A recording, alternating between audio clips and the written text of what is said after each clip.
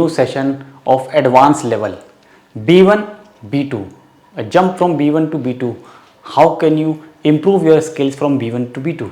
B1 में हो आप, B2 लेवल का स्पीकिंग करनी है, राइटिंग करनी है, कैसे, क्या स्ट्रक्चर्स है, कैसे आपको बनाने सेंटेंस, किन बातों का ध्यान रखना है, कौन कौन सी ग्रामर है, वोकैबुलरी है जो आपको यूज़ करनी है B2 लेवल में, वही देखेंगे।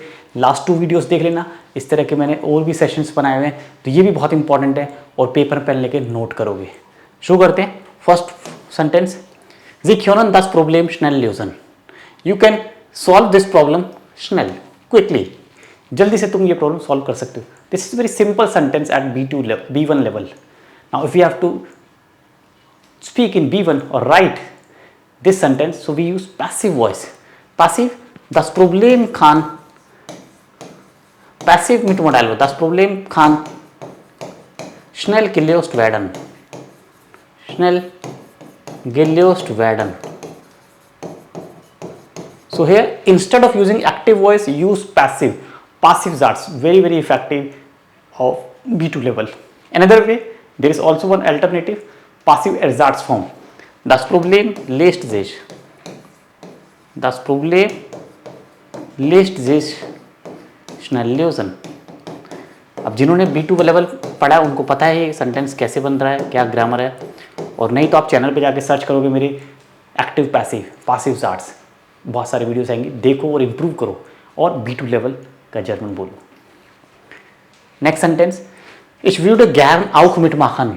Katzwei, ठीक है, I would also like to do along, मैं भी साथ में करना चाहता हूँ, साथ में जाना चाहता हूँ, आना चाहता हूँ।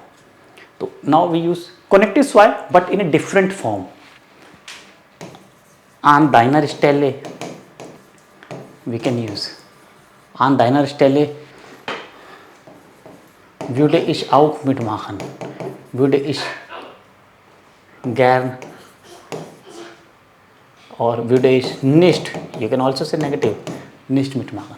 तुम्हारी जगह होता तो शायद मैं ऐसा नहीं करता, मैं दूसरे तरीके से करता, या तुम्हारी जगह होता तो मैं भी करता, मैं भी साथ में करता। An deiner Stelle, use this structure, connective zwei, you must have done this, connective zwei, this structure again very effective. Du übst viel, du wirst besser. Ich habe keine Zeit, ich helfe dir. Basic sentence, B1 level, basic sentences you are aware. Now in B2 level, if you are supposed to write this, how would you write? Je mehr, you must have done zwei teilige Konnektoren. Je mehr, je और umso, je mehr du übst, जितना ज़्यादा practice करोगे, desto besser wirst du, जितना ज़्यादा practice करोगे उतना better तुम होगे। Second sentence, ich habe keine Zeit, ich helfe dir. I have no time, I help you. Use connector. Which one?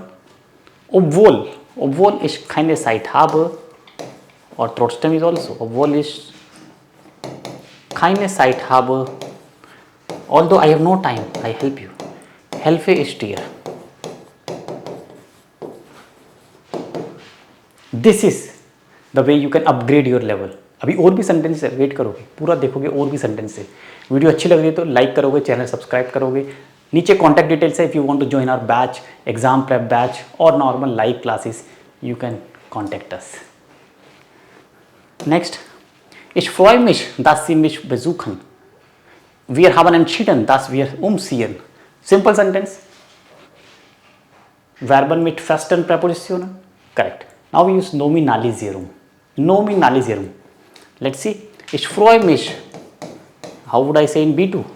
Ich freue mich auf Ihren Besuch. Auf Ihren Besuch. बिल्कुल correct. Absolutely right. Second, wir haben, here we should write uns also. Wir haben uns entschieden für Umzug. Like, or wir haben uns entschieden, we have decided. Wir haben uns entschieden, sich entscheiden, plus für, wir haben uns entschieden für Umzug. So this is my Nominalisierung. I have converted umziehen into noun, and here besuchen again in the noun. This is Nominalisierung. You must have done in B2 level Nominalisierung. This is the way you can do it. Save this video and make notes. Watch this again and again several times. Next sentence. Mein Onkel baut hier ein Haus. Jemand repariert das Haus. Simple active voice. Convert in passive. Hier wird ein Haus gebaut. Von meinem Onkel. That is optional. Das Haus. Jemand repariert das Haus और jemand renoviert, sagt man besser. Renoviert ज़्यादा better है. So das Haus wird renoviert. Das Haus wird renoviert. Passive. Simple use active, passive, Nominalisierung, relative Satz. Very, very crucial. Let's see. Das ist der Mann, ich habe mit ihm gesprochen. Simple sentence. Now we use here relative Satz. Again, very important grammar for B2 level. You must have done, but you are not able to use. Use करोगे इनको. Use करना जरूरी है. आपको आता है, but use नहीं कर रहे तो कोई फायदा नहीं. Use them. So, das ist der Mann. Relative Satz कैसे होगा? Das ist der Mann, mit dem ich gesprochen habe. जिसके साथ मैंने बात करी है. Das ist der neue Film. This is the new movie. ये न्यू पिक्चर है, ये नई फिल्म है. Den wir gesehen haben, जो हम देख चुके हैं. जो हम देख चुके हैं. ये है रिलेटिव साट्स. इन सबको यूज़ करोगे आप. ये सब स्ट्रक्चर हमने पढ़े हैं, यूज़ करोगे आप. यही आपका लेवल एडवांस करेगा. कैसी लगी वीडियो? लाइक करोगे, चैनल सब्सक्राइब करोगे. इस तरह से देखते रहोगे, वोकैब अपना नेक्स्ट लेवल पे B2 पे पहुंचाओगे और definitely you will be able to speak B2 level. B2 level के जैसा बोलना है. इस तरह की वीडियोस को देखो, नोट्स बनाओगे. Thank you so much. auf Wiedersehen.